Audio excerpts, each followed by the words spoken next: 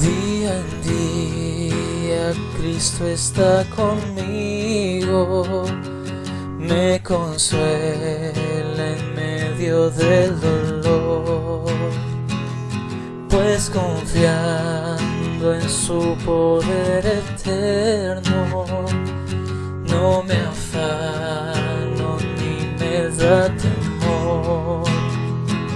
Sobrepuja todo entendimiento la perfecta paz del Salvador. En su amor tan grande e infinito, siempre me dará lo que es mejor. Día en día Cristo me acompaña y me brinda dulce comunión. Todos mis cuidados se los lleva, a Él le entrego mi alma y corazón. No hay medida del amor supremo, de mi bondad soy fiel pastor. Él me suple lo que necesito, pues el pan de vida es mi Señor. Oh Señor, ayúdame este día a vivir de tal manera que tu nombre sea glorificado, pues anhelo honrarte solo a ti. Con la diestra de tu gran justicia me sustentas en la turbación. Tus promesas son sostén y guía, siempre en ellas hay consolación. Con la diestra de tu gran justicia me sustentas en la turbación. Tus promesas son sostén y guía, siempre en ellas hay consolación.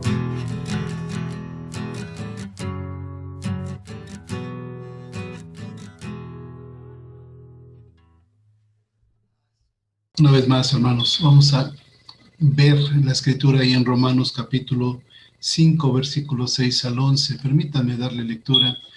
Dice la escritura: porque Cristo, cuando aún éramos débiles, a su tiempo murió por los impíos. Ciertamente, apenas morirá alguno por un justo, con todo, pudiera ser que alguno osara morir por el bueno.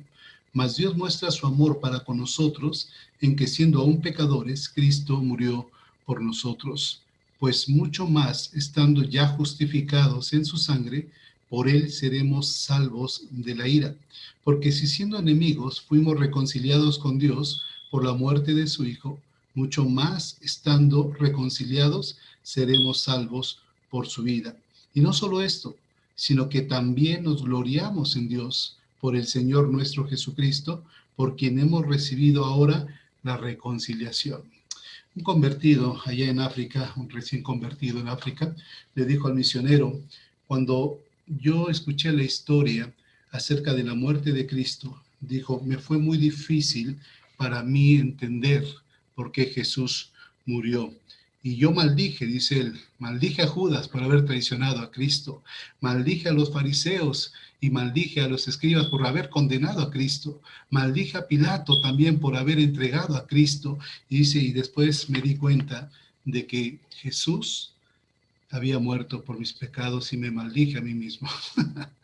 Digo, a su entender de él, ¿no? Pero la idea es esta, hermanos, darnos cuenta cómo La Escritura nos habla de que por nosotros, la causa que Cristo llevó en la cruz del Calvario fue por nosotros, fue por amor a nosotros.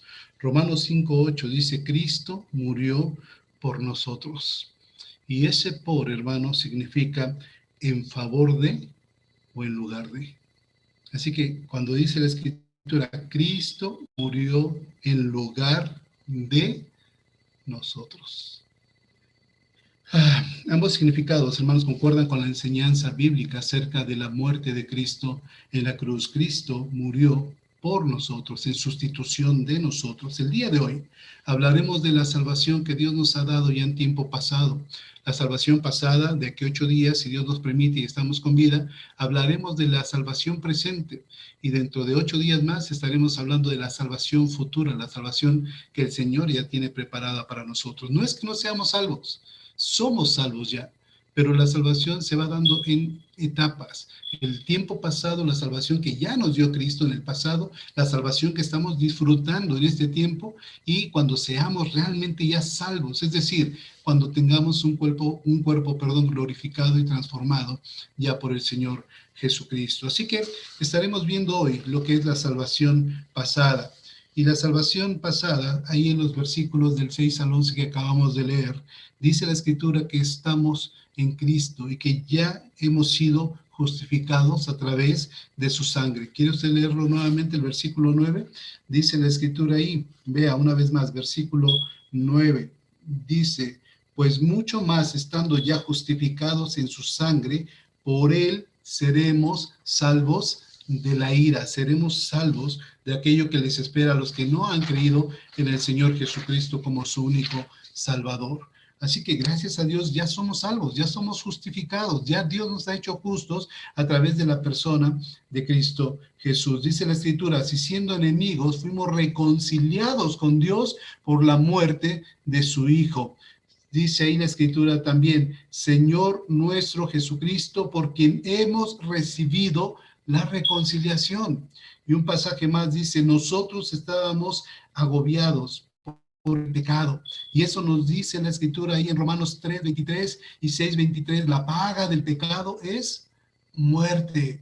Por cuanto todos pecaron, están destituidos de la gloria de Dios. Pero Romanos capítulo 5:9 dice que ya Dios nos ha justificado y que nos ha reconciliado a través de su amado Hijo Jesucristo, el Hijo de Dios. Esta salvación viene por medio de Jesús. No es algo que tú y yo podamos lograr, no es algo que tú y yo merezcamos, es algo que Él logró a través del sacrificio vicario en la cruz del Calvario.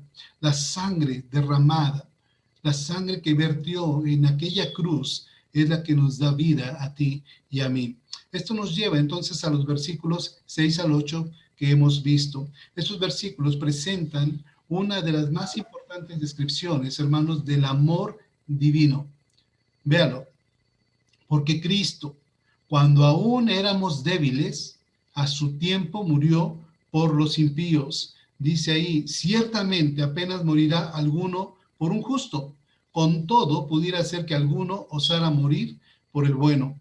Mas Dios muestra su amor para con nosotros, en que siendo aún pecadores, Cristo murió por nosotros. El pasaje, hermanos, comienza describiendo la condición espiritual de la gente sin Cristo, de la humanidad perdida, de la humanidad sin Cristo. Dice, porque cuando éramos débiles, hermanos, es la palabra que se traduce por débiles, por enfermos o por enfermizos.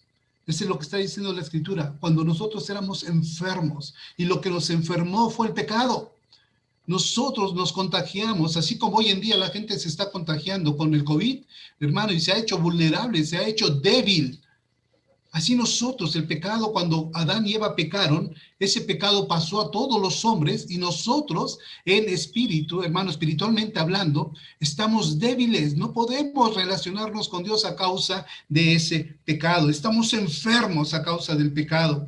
Y eso, hermano, la Escritura nos dice que desde Adán, el pecado pasó a todos los hombres. Insinúa que el hombre, hermano, está doblegado por la enfermedad, que está deforme y frágil, precisamente por la enfermedad del pecado, que está echando a perder la vida de muchas personas. El pecado es un cáncer que termina matándolo todo. Ah, sin el poder sanador de Dios, hermano, el mal del pecado en la vida del ser humano es terminal. No hay solución aparte de Jesucristo. Es la única solución y el remedio para el pecado. Un antiguo proverbio o adagio, dirían algunos, dice: Dios ayuda a los que se ayudan a sí mismos. Es lo que dice, pero la Escritura dice todo lo contrario. La Escritura dice ahí en Romanos 5:6, vea, dice ahí que Dios ayuda más bien a los que no se pueden ayudar a sí mismos. No es que nosotros ayudemos a Dios, no, es que nosotros somos débiles, enfermizos. ¿Qué puede hacer una persona enferma, hermano? ¿Qué puede hacer? Véalo ahorita. Muchos de los que están contagiados, hermano, no pueden hacer, es más, por ellos mismos no pueden ni siquiera respirar. Así es el pecado. No nos deja respirar, nos asfixia al punto de que nos lleva a la muerte sin Cristo. Porque Cristo, dice la Escritura, cuando éramos débiles, a su tiempo murió por los impíos. Sin Cristo la gente está débil, la gente está sin esperanza, la gente está perdida. Esa es la realidad de la humanidad. Cuando el mundo, hermano, se halló de alguna manera enfermo a causa del pecado, hermano, la única solución que el mundo puede esperar es precisamente el que Cristo haya muerto por cada uno, por cada persona. La condición débil, pero dice la Escritura, a su tiempo Cristo murió por nosotros. En su tiempo. La expresión a su tiempo en el griego proviene de una palabra, hermanos, que significa, o es la palabra kairos, una palabra que indica un momento decisivo en la historia y en el tiempo. Cristo hizo su entrada a este mundo en el tiempo propicio por Dios, del momento que Dios había estipulado.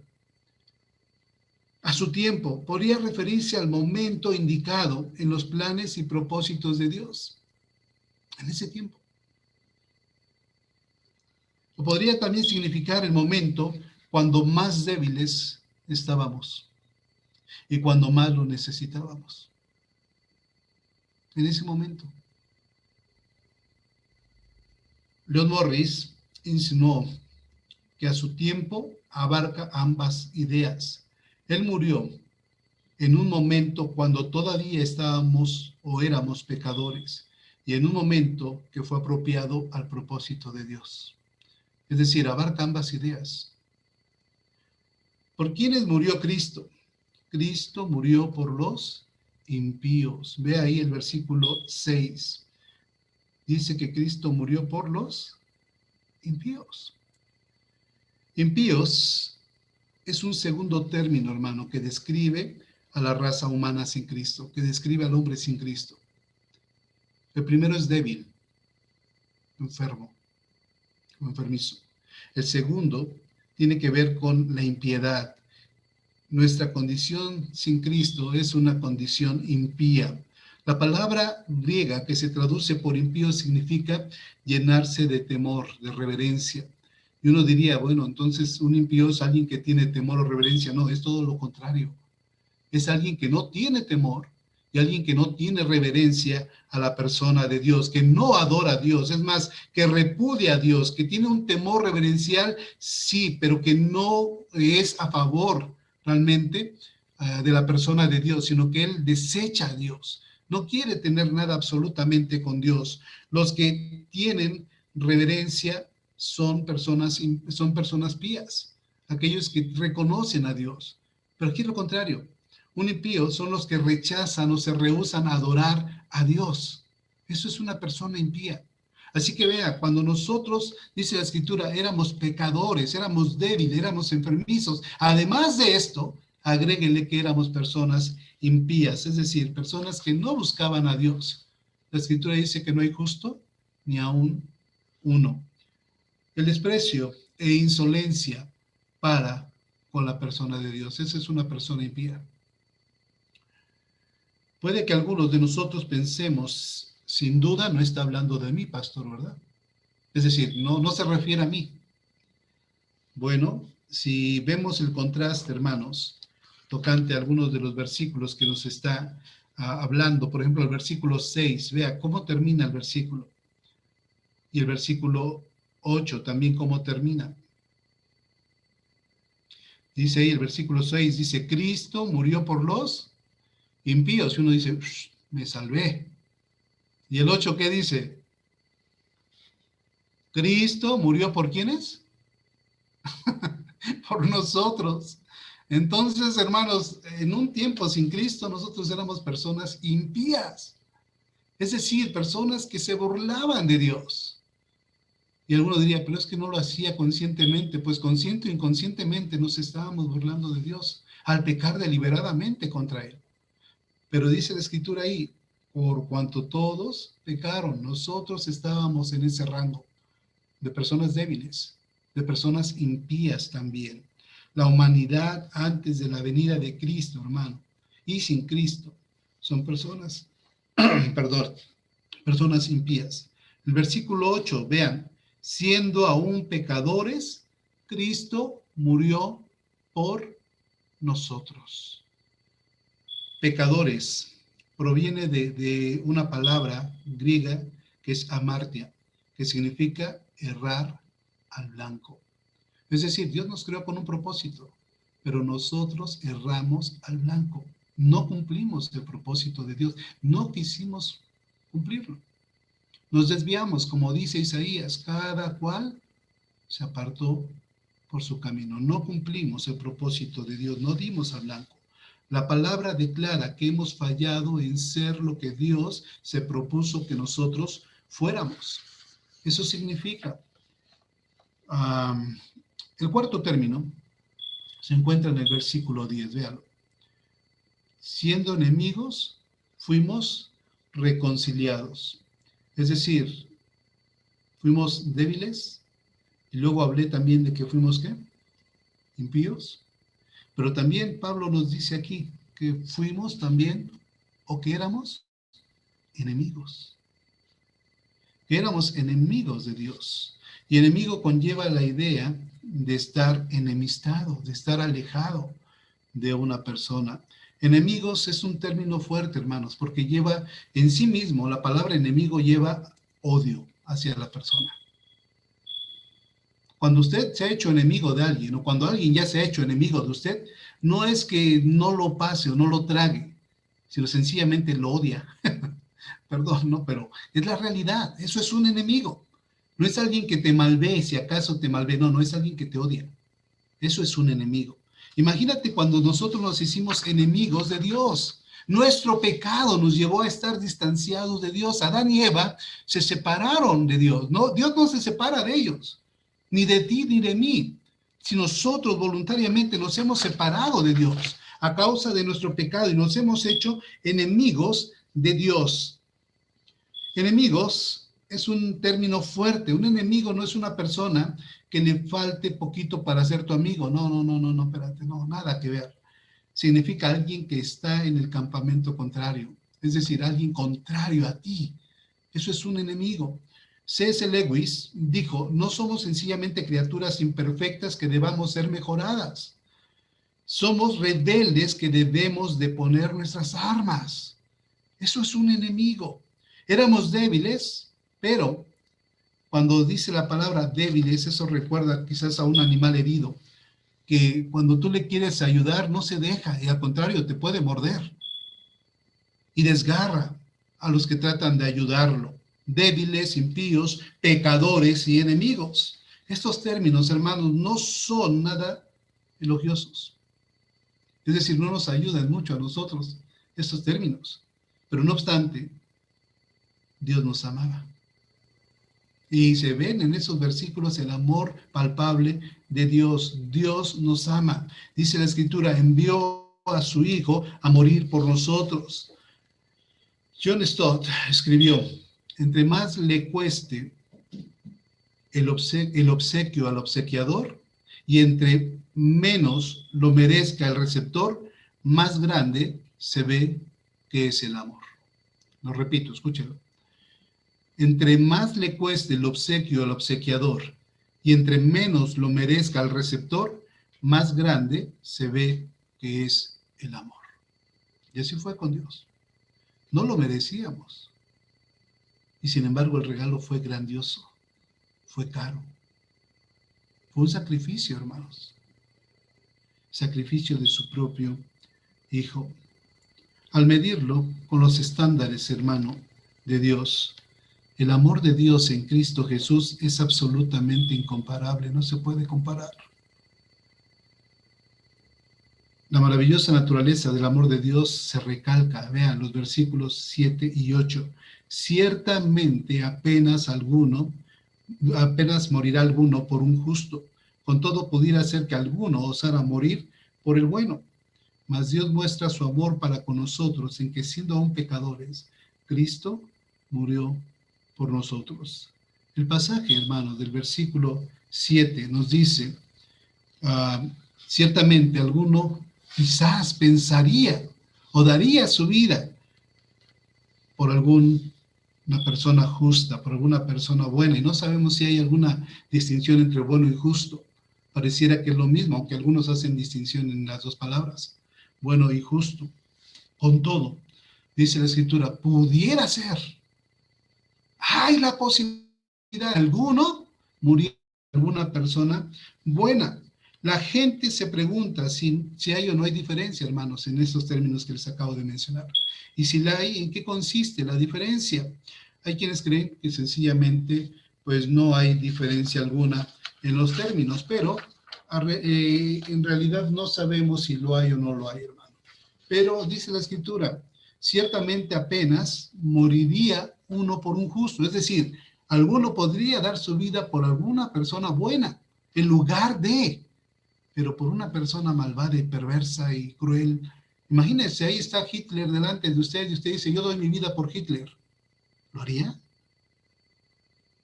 Después de todo lo que él hizo, después de todos los millones de judíos y de personas que él mató, ¿usted estaría dispuesto a morir por él? Pues Cristo sí lo hizo. Cristo estuvo dispuesto a dar su vida por Hitler. Pablo estaba de alguna manera dictándole a Tercio, quien es el que escribe esta carta de Romanos. Él hizo una aseveración, hermanos, y luego decidió darle un matiz, y sería difícil hallar a alguien que muriera por un hombre justo, bueno.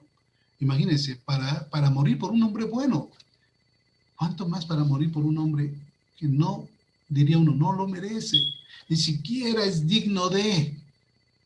Y la realidad es que no somos dignos. Puede ser que alguien muriera por un hombre bueno, por un hombre justo, pero no obstante, la mayoría de nosotros daríamos nuestra vida por alguien que realmente amamos, por nuestra familia, por un amigo, por algún vecino conocido que se ha portado de maravilla. Lo haríamos, pero por una persona impía, creo que muy pocos estaríamos dispuestos a dar la vida. El hombre bueno era alguien que no solamente era bueno, es decir, no solamente se portaba bien, que hacía cosas buenas, sino también era una persona simpática. Es decir, es bueno, pero también es simpático. A diferencia, dicen algunos del justo, que es bueno, pero no es tan simpático. Algunos hacen esa diferencia, no lo sé. Si es así o no, pues no lo sé, hermano. Si se le llama a la persona justa por una manera de vivir piadosa, pues excelente. Pero ni aún así estaría uno dispuesto. El amor incomparable de Dios no hace diferencia entre justo e injusto. Él da su vida solamente por ambos. A diferencia del amor humano, que tiende y se reserva únicamente para las personas que lo aman y que aman. Dios demostró su amor, y fue un amor especial, hermano, en la muerte de su amado Hijo. Dice la Escritura ahí, en su amor manifestado, en el sentido que Él dio a su propio Hijo, pero va más allá que eso. Al dar a su Hijo, hermano, al mostrarnos el amor del Hijo, también nos está mostrando el amor del Padre. El amor del Padre estaba implícito, porque no cualquiera daría a su Hijo para morir por un pecador, por una persona que ha hecho maldad, que ha dañado, que se ha enemistado. La palabra muestra, cuando dice la Escritura, mas Dios muestra, esa palabra muestra, en el versículo 8, el uso del tiempo presente recalca que Dios continúa día tras día mostrándonos su amor. Mas Dios muestra, no es que Él ya lo mostró en un pasado, es que Dios sigue mostrando su amor para nosotros día a día. Y eso es algo que tenemos o que debemos de considerar nosotros, hermanos. El amor de Dios continúa y sigue siendo una realidad en nuestra propia vida. Y eso es algo que debemos agradecerle a Dios.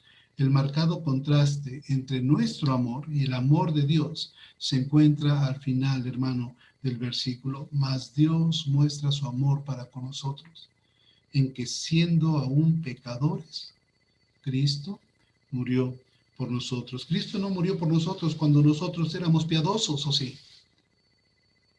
El amor de Dios se mostró cuando nosotros éramos piadosos. No. El amor de Dios se mostró cuando nosotros éramos fuertes. Tampoco, hermano. Lo hizo cuando éramos impíos. No murió por nosotros cuando éramos sus amigos, sino cuando éramos enemigos de Dios. He ahí el mérito para Dios. Lo hizo cuando estábamos enemistados, cuando nosotros en vez de amar a Dios, odiábamos a Dios. Y Dios, en lugar de odiarnos y demostrar su ira, Dios nos mostró su misericordia. Por eso le digo que es hermosa la salvación de Dios, hermanos. Esto es maravilloso, ¿no?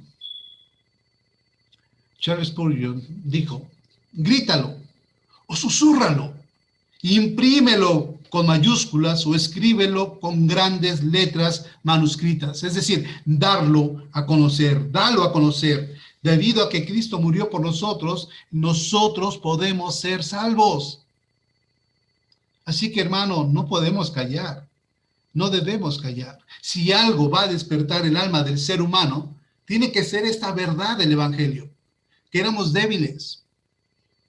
¿Que éramos qué? ¿Qué más, hermanos? ¿Éramos enemigos? ¿Qué más éramos? ¿Se da cuenta de todo eso? Y sin embargo, Dios, aún así, nos ama. Un gran mensaje para poder compartir. Cristo llevó nuestras culpas. Cristo llevó nuestros pecados y por lo tanto el castigo que tú y yo merecíamos, hermano, por nuestros pecados, Él lo llevó en su propio cuerpo. Y eso se le llama propiciación. Pagar la justa demanda de Dios. Como resultado de ello, cuando creemos en Jesús y expresamos nuestra fe y nuestra obediencia a Dios, Dios nos perdona, hermano. Él perdona todos nuestros pecados y nos cuenta como personas justas. Por eso dice, justificados pues por la fe, tenemos paz para con Dios. Esta es la salvación pasada, es decir, esto es lo que Cristo ha hecho en un pasado. El apóstol Pablo introdujo un término que no hemos visto todavía, y es el término reconciliación. ¿Se dio cuenta? Que siendo enemigos, Él nos reconcilió con Dios. Fuimos reconciliados con Dios. Hemos recibido la reconciliación. Versículos 10 y 11. Escuche. Porque si siendo enemigos, vea, fuimos reconciliados con Dios por la muerte de su Hijo, mucho más, estando ya reconciliados, seremos salvos por su vida. Versículo 11, perdón. Dice, y no solo esto, sino que también nos gloriamos en Dios por el Señor nuestro Jesucristo, por quien hemos recibido ahora la reconciliación. El apóstol Pablo había dicho anteriormente que cuando creímos en Cristo, que cuando nosotros llegamos a creer el Evangelio de Cristo, abrazamos a Cristo, nosotros fuimos hechos justos delante de Dios.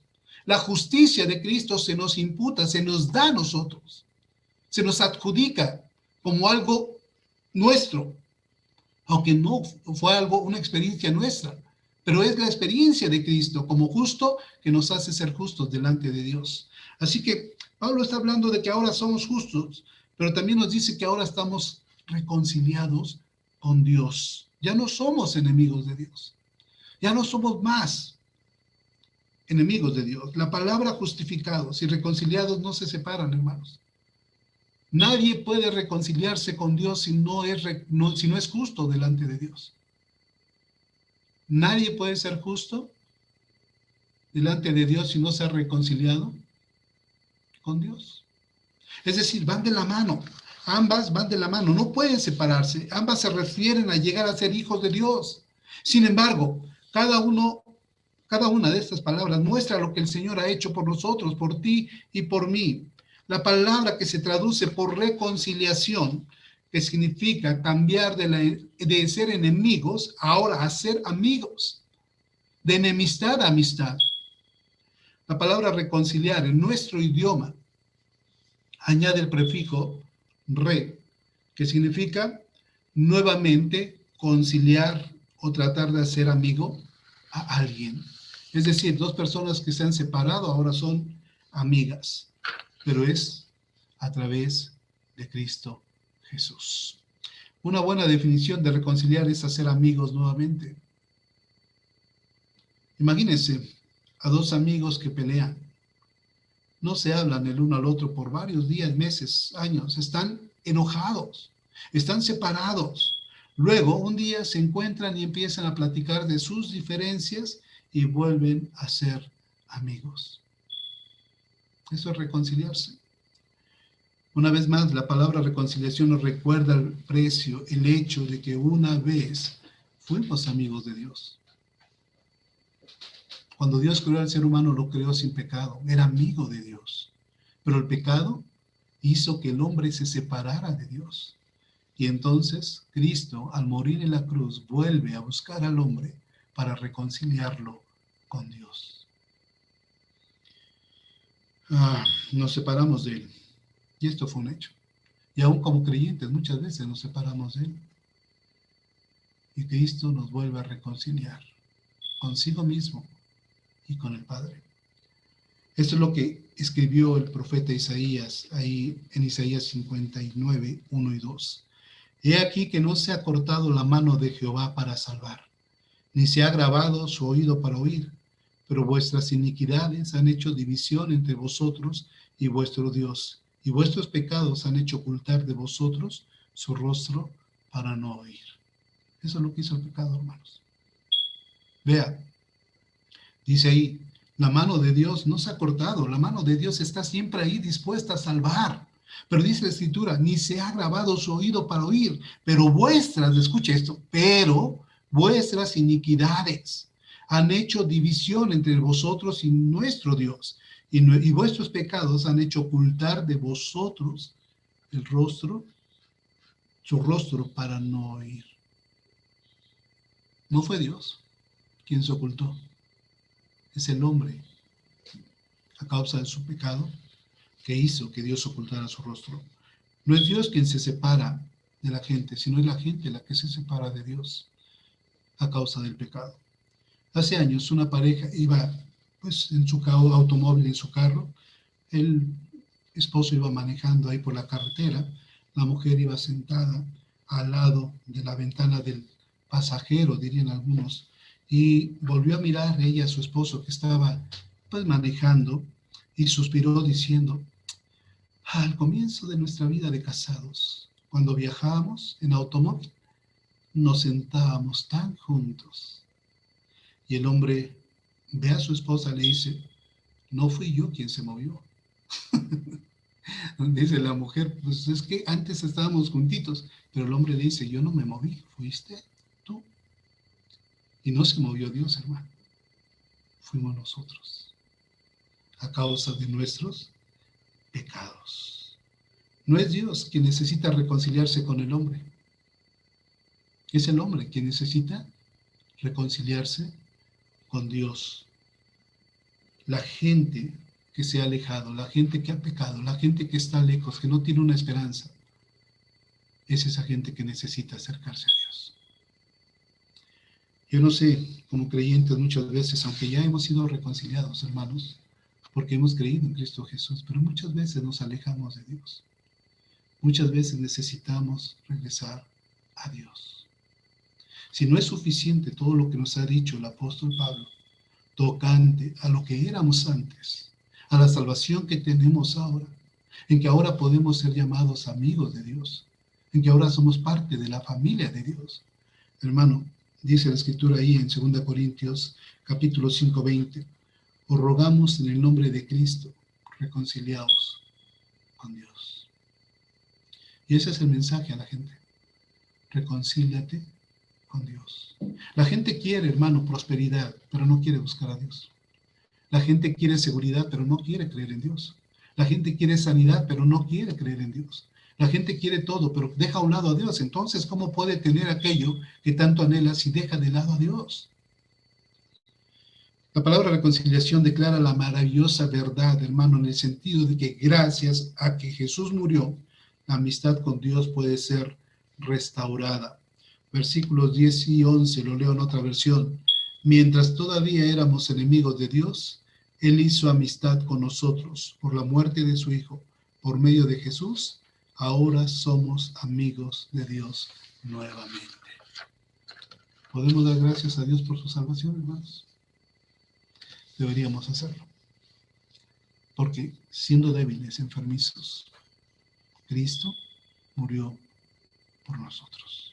Siendo impíos, Cristo murió por nosotros. Siendo pecadores, Cristo murió por nosotros. Siendo enemigos, Cristo murió por nosotros.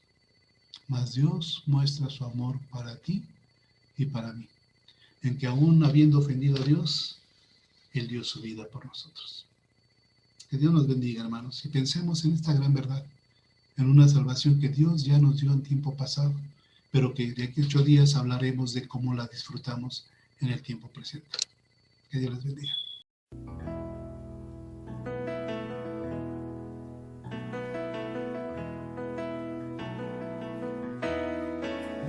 Desde el fondo del mar, del más alto lugar, del más hondo abismo, te alabaré. Desde mi corazón, fuerte o débil esté, cada instante de mi vida, con gozo yo diré que tú eres la roca eterna, Señor, sobre el cielo en tierra, tú eres Dios, que toda criatura se postre a ti, Señor, tú eres Dios. Desde el fondo